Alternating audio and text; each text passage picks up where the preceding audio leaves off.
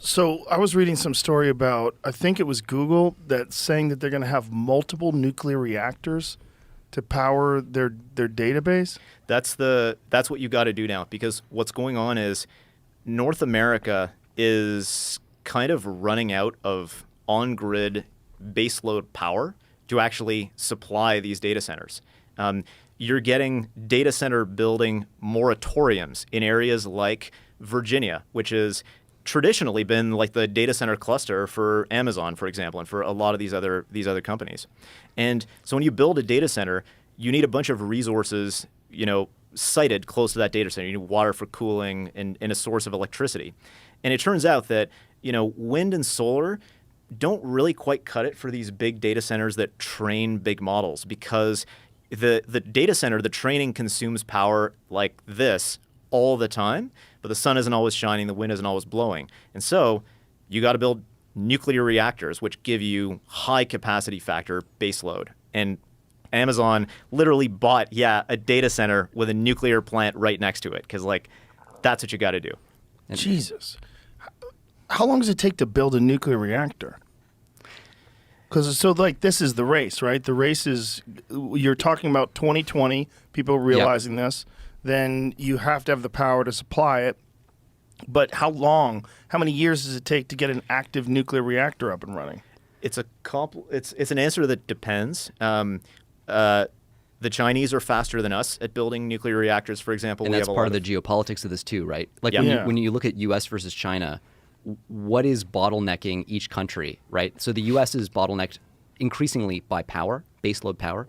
China, because we've got export control measures in place, in part as a response to the scaling phenomenon that, and as a result of the investigation we did. That's right. Actually, in part.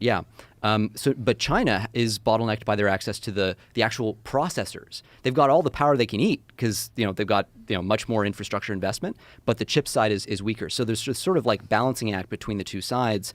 And it's not clear yet which one positions you strategically for dominance in the long term. But we are also building better, more small modular reactors, essentially small nuclear power plants that can be mass produced. Those are starting to come online relatively early, but the technology and designs are pretty mature. So that's probably the next beat for our power grid for data centers, I would imagine. Microsoft is doing this.